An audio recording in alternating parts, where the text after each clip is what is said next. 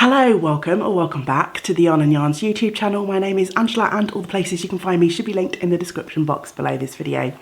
Here on the channel you'll find me chatting about my adventures in knitting, spinning, crochet and weaving, all of the fibre related things. Today's video is day 8 of my 12 cast-ons adventures 2025. If you're new to the channel, you're most welcome. You have joined us in the middle of my year-long make-along. Every year from the 24th of December through to the end of January, I cast on 12 new projects to try and set myself up for my coming days, weeks, months, years worth of making. For the last several years, some of the lovely folks who watch here on YouTube have joined me as well. So the cast on portion of our make along carries through until the end of January. So by the time this video goes up, it's Saturday the 19th today. There may be a few days left if you want to hop in and join. You don't have to cast on 12 projects. I know for some people that would be really extreme. You just have to cast on one to join in and be part of the make along. There's some threads over in our Ravelry group and we're also using a hashtag over on Instagram to tag all of our projects. We're rapidly racing towards the end of the month now and I'm mainly casting on my weekends, so I'm going to need to cast on every day that's left available to me, and probably a couple more as well. So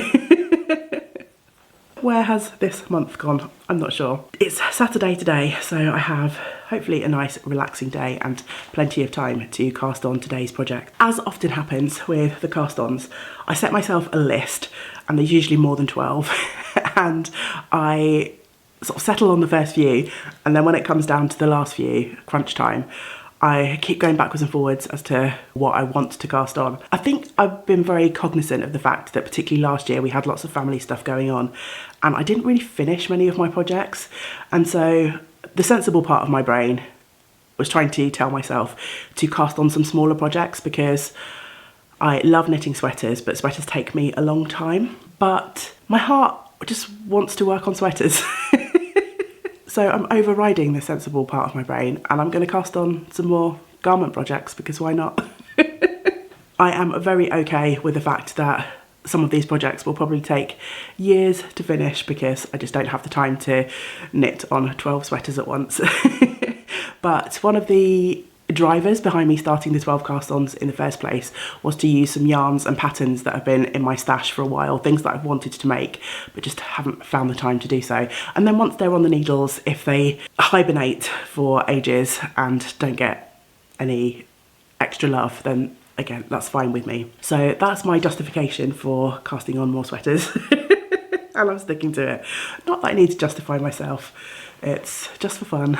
In today's video, I'm going to be casting on a Vellichor, which is a pattern by Andrea Mowry. I've got a very fancy printed out version of this. I did a little bit of sneaky printing at work the other day. I've got a printer at home and usually I do my printing at home, but I was out of ink here, so I did do a sneaky little print at work. I'm going to be making a couple of changes to this pattern. The pattern as written is worked bottom up. I'm going to reverse engineer and work top down to accommodate the yarn that I'm using. I have picked some hand spun yarn, which will be like my background colours, and then I'm going to pair it with some commercial yarn, which will be the main colour, which is this sort of dark grey blue colour in the pattern picture here. My main colour yarn is going to be this beautiful lapis colourway from Coop Knits, their sock yarn. I'm going to be pairing that with some hand spun yarn. A couple of years ago I purchased a fibre advent from my lovely friend Caroline of the Colourful Creativity podcast. I of course spun through all of the little bumps of fibre that I received in that advent calendar. I spun them all on my Turkish spindle actually, and I've got some lovely memories of spinning some of these at sunrise down on the beach. So it's a very dear spin to me, and I'll pop in a picture of, or a little video clip of all of my yarns from that advent laid out together. I've got lots of different colours, so I'm going to be knitting my Vellichor as a sort of almost rainbow kind of affair. In the fibre advent that I had, I ended up with quite a few of my mini skeins in this green colourway. So I brought one down to share with you, and I think 7 of my 24 pieces of fibre in that calendar were this colour. I wanted to try and use as many of the other colours as I can, which is why I'm going to be reverse engineering this. So I want to start at the top with the colours as you saw them laid out in that video footage, and if I need them I'm going to end with this green. I do think I have more yarn than I'm going to need in my hand spun. I'm not 100% sure because obviously I have not unwound and measured every single mini skein. I've done one and I put it through my yarn counter, and in one hank of this I had 40 meters. What I didn't want to do was start at the bottom, use a bunch of these and then not use some of those other beautiful colors, which is why I'm going to reverse engineer this and start from the top down. The Socks Yeah yarn, on the spectrum of thickness for 4-ply yarns, this is on the finer side, and my hand spun is a little bit thicker. I would say it's on the edging towards sport weight. So I did do a little swatch just to make sure that my yarns would play okay together. From my fibre advent, I had one hank of yarn, which is this yellow one, which is the one that I wound up for my swatch, which stood out to me from the others. A lot of the others were like this green colour, had some variation in colours and had a mild appearance or a barber pole appearance in places. And this one has a little bit of white going on, but for the main part, it's almost like a semi-solid. So I decided to wind this one up, and this is the one that I measured. It's the one that I swatched with. So here is my little swatch. And I'm quite happy with how that looks. Obviously, these two colours are quite contrasty, so the yellow does stand out quite a lot. But I was a little bit worried about, as I say, my hand spun being slightly thicker and it overpowering almost the finer Coop Knits yarn. But I don't think that's going to happen at all. I think you can still see that sort of grid-like nature of the Vellichor. I'm feeling a little bit, not cautious or concerned, but I know this project is going to take me ages because this swatch, even though it's teeny tiny, took forever, and there's only 60 stitches on my needles. I decided to swatch in the round. There's lots of rows where you do some knit stitches and some purl stitches to create these garter ridges in the round. Obviously you need to knit one row, purl one row, and then these bands of slip stitches means that you're moving your yarn backwards and forwards. So it's almost like knitting a ribbed sweater. So I'm going to be forever changing, manipulating my yarn. So yeah, this is going to be a long-term project, to the point where this little swatch almost put me off, but I have bought the pattern and I've always wanted to knit the pattern, and so I'm just going to be accepting of the fact that this will likely be on the needles for a long time. The other thing that I have in mind for this sweater, because of that, the nature of the pattern, is that you're basically knitting two rectangles, and the top part of the back and the front are knit flat, and then the bottom is knit in the round. I'm going to be starting with the bit that's knit flat across the top. So I'm thinking if that feels like it's a little bit quicker to knit, there'll still be some knit stitches and some purl stitches, but I don't think it will be quite as many as when I'm knitting in the round. So if that feels okay and it feels like I might get through the sweater a little bit quicker, I might actually knit the front and back as two pieces and then mattress seam up the sides. There's no shaping to this sweater. It's an oversized drop shoulder t-shirt, so a little bit of mattress stitch under the arms wouldn't take too long. I'm kind of bearing that in mind. Obviously I'm a long way off getting to that stage yet. I need to start knitting and see whether I feel like the knitting, the pattern in the flat is a little bit more speedy or enjoyable than the knitting in the round. It's just something that I'm bearing in mind. So yeah, Vellichor today. I'm going to be starting with the top ribbing, and for each of my first few mini skeins I need to be splitting them in half because I do want the front and the back to somewhat match. So until I get to the point where I am knitting in the round, if I do decide to do that, I will need to be splitting my mini skeins up so that I've got a roughly equal amount to use on the front and the back. Lots of knitting ahead, we'll see how it goes. Before I start with the knitting, I think I need to get a little bit of fresh air, so time to go for a little walk by the sea. It's a very grey day, as you can see, and the weather over the last few days has been very blustery, very blowy.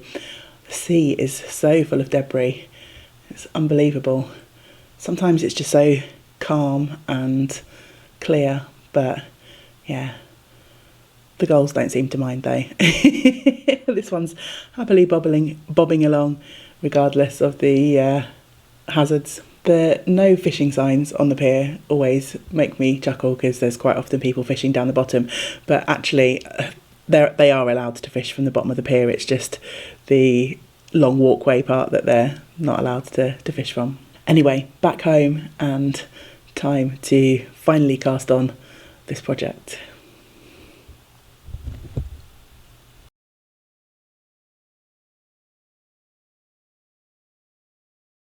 Oh my goodness, look at my bright red nose. No, don't look at my bright red nose. My cold's catching up with me a bit this afternoon. I'm not having much luck with this pattern so far, to the point where I was on the verge of giving up. I've cast this on 3 times now. It's not the pattern, it's me and my brain. Doing this in reverse means that my first row working into the cast on has got a bunch of twisted stitches in it. There's been a couple of times where I've just lost where I am. It's only like a 4 or 5, it's a 5 stitch pattern repeat, but I'm working across 200 plus stitches. There's been a couple of times where I've lost count, and then when I try to undo it, my stitches drop down and unravel into the sort of cast on bit. So yeah, it's not going very well. So I'm casting on for the 3rd time, and I've decided this time I'm going to do a knit row before I start working any of the twisted stitches, and hopefully that will help the issue, because it's just horrible trying to work these twisted stitches into the cast on row, and then, as I say, when they go wrong it all goes wrong. So yeah. You know, some projects don't go as smoothly as we hope, do they? This is one of those. Combination of me trying to reverse engineer the pattern, my cold making my brain foggy, and just generally feeling a bit tired.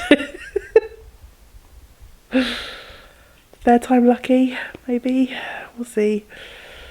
Hopefully there'll be some progress to share with you at the end of this vlog.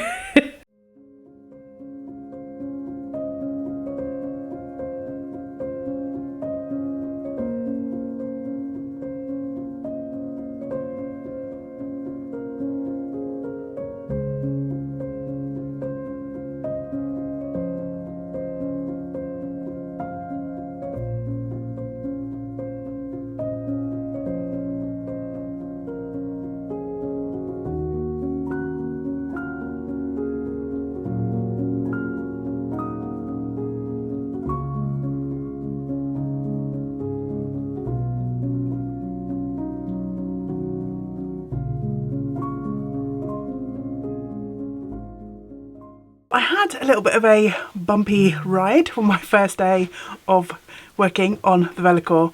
A couple of weeks have passed. I'm happy to say I've managed to get rid of that cold that I had.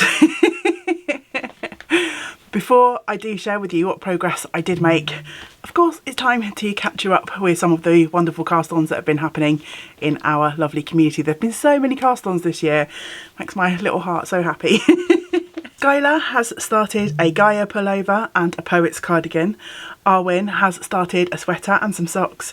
Angela from Attic Spin Dye has started 2 Scrap and Archie shawls and some socks. Fiona has started a Coombe DK and is weaving some hand spun yarn, which is always lovely to hear about. Has also been making some clothes for the Luna Lapin doll. The Hopeful Heliophile has started and finished a scrub bucket. Has started a hot water bottle cover, socks and dishcloths. Carla has started 4 sweaters and 4 pairs of socks. Nice and even there. Are they matching, Carla? Have you cast on a pair of socks in the same colour as every sweater? Inquiring minds need to know. Alyssa has started all 12 projects, so thank you so much for joining in with all 12, Alyssa. Did 3 pairs of mittens, 3 baby sweaters, a mushroom sprite, 2 pairs of socks, 2 shawls and a hat. Jane, who said she wasn't going to cast on this year, has managed to start all 12 of her projects. That made me laugh, Jane. Mila has started a ranunculus, and she's also finished that as well. A pullover, some socks and a cardigan. Tracy has started a Canton sweater and a Katina cowl. Nancy has started some socks and dishcloths. Knitting Bandit has started 12 pairs of vanilla latte socks to get ahead of gift knitting, which I just think is a brilliant way to use the cast-ons. Getting distracted, there's a magpie I can see perching on my chimney. I think he's just about to drop something down into the chimney. He's got like seed head or something in his mouth. Anyway, stop distracting me, Mr. Magpie. Catherine has started a pair of Varia mitts. I wear my Varias all the time, so I hope you enjoy yours, Catherine. Sarah has started 2 sample socks, which she's counting as 1 cast on, and has spun and plied 3 skeins of yarn, some hand spun yarn, and some vanilla socks, crunkled socks, and the More You Gnome. Celeste has also finished all of 12 projects. So thank you so much, Celeste, for joining in with the full 12. My sock has started 6 sweaters, 2 pairs of socks, which they're counting as 1 cast on, and 2 hats. Carol has started a jumper, the Gingerbread Man socks, and is sewing a 100 blocks quilt. Loving seeing a little bit of quilting represented in the cast-ons this year. And finally for today, Diana, who is currently travelling in India. Doesn't that sound like a marvellous adventure? Love to visit India one day. And has started some vanilla socks to keep her company on her travels, and has also recently purchased a box charker to spin some cotton while she's on her travels, which sounds like a fantastic experience, doesn't it? I hope you are enjoying your travels, Diane. Thank you so much to everyone who continues to share what they've been casting on or what they're working on. I just love hearing about all of your crafting endeavours in the comments under the videos. Time for me to share my progress on the Vellichor, and after my mini meltdown over the cast on of this sweater, I did in fact manage to make some reasonable progress, but this does represent a lot of knitting time. I just sat and knit for that afternoon and well into the evening, and I feel like I've only got a diddy amount of progress, but that's just the nature of this pattern, I think. So here is what I managed to do. Obviously it's quite a wide piece, it's an oversized drop shoulder sweater. I've managed to work through the first half of that first hand spun mini. I've got to the point where I've run out of my yarn for that. So yeah, I'm pretty pleased with that progress, and I'm really enjoying how this first colour of my hand spun is playing with that background yarn. I think, enjoying knitting this pattern in the flat a lot more than I did when I was swatching in the round. I may very well decide to knit both pieces of this sweater flat and then seam them at the end, but we'll see how I get on with that. I will have a little bit more of a think about that as I continue through the project. One of the things that also has occurred to me while I was approaching the end of this handspun mini skein is in the original design. Let me just get the photo back out. So Andrea Mowry has used 3 colours in her original design, and one of them is quite a dark colour which almost matches the background yarn. I think here we've got maybe a navy blue and a grey. It's very hard to tell on here. A row of that 3rd colour every now and then gives this nice sort of grid effect. And I'm thinking about potentially spinning up a maybe dark grey or something like that to add into my garment as well, to keep that gridded sort of nature. My thought would be I could add a row of that contrast every time I finish one of my mini skeins. If all of my mini skeins kind of work out the same as this first one, then my contrasting sort of bands will be a lot more frequent than in the Vellichor sample. So I'm going to ruminate on that a little bit more. And of course it does mean that I would need to do a little bit of spinning, although I don't think I'd need to spin up that much yarn for the number of rows that I would need that contrast colour for. While I'm cogitating on that, I think my plan is to get the second part of this going and knit the back and the front concurrently, so that I'm working through my minis at an equal pace, and also that way I don't end up with lots of half handspun mini skeins hanging out in my project bag. If I do that, I've got plenty of knitting time ahead of me in order to think about that idea a little bit more and then spin up some yarn if I need to. So yeah, Vellichor day 1 is done. It's definitely going to be a long term project because there's a lot of knitting time. Fine yarn on small needles in my size equals many hours of knitting, but I'm up for it. I'm up for it. Now I've got over the initial hurdles with that pattern. Yeah, because I say, I couldn't be more pleased with how it's looking, and I'm just accepting of the fact that this one will probably be on the needles for a couple of years maybe, depending on how much time I get to devote to it. Obviously I've cast on lots of other projects so far, and I've still got whips left from previous years, not just the 12 cast-ons, just like random cast-ons that I do throughout the year. Who knows when and where I will get to progress that project. I shall look forward to it when I do. As I've mentioned several times in these cast-on videos, the idea is not to rush through these projects. It's not to necessarily start and finish everything as quickly as I can. It's to get some projects on the needles, hooks, loom, spinning wheels that I've really wanted to tackle for a long time and just haven't had the time. And then of course once they're on the needles I can dip in and out of them as and when I'm able to. So yeah. Right, okay, so I think that is everything for this video. Please do let me know in the comments below what you are working on. I think when this video goes up there'll still be a couple of days left in January, so let me know if you're still casting on, what your final few cast-ons have been. If you have finished your cast-ons, let me know which of your projects you have been drawn back to working on. And if you're not joining in the cast-ons at all, just let me know what whips you have been working on, what things have been keeping you company in the last few days, because I love to hear about all of your wonderful making and to be inspired and to grow my queue of patterns to cast on in the future. I will, of course, be back again soon with some more making content. I still have several more videos to share with you for the cast-ons. I have actually, as I'm recording this, finished my 12 cast-ons now, but I'm just behind with the editing. However, I think there might be a quick diversion from the cast-ons in the next video. I'm planning on joining in a make-along with Grumpy Sheep Happy Llama podcast, and they're doing a spin the bin challenge. So I think I might chat about my spinning plans for the year, or for that make along. Thought I might pop that video up just in case anyone else wants to hop in and join that make along too.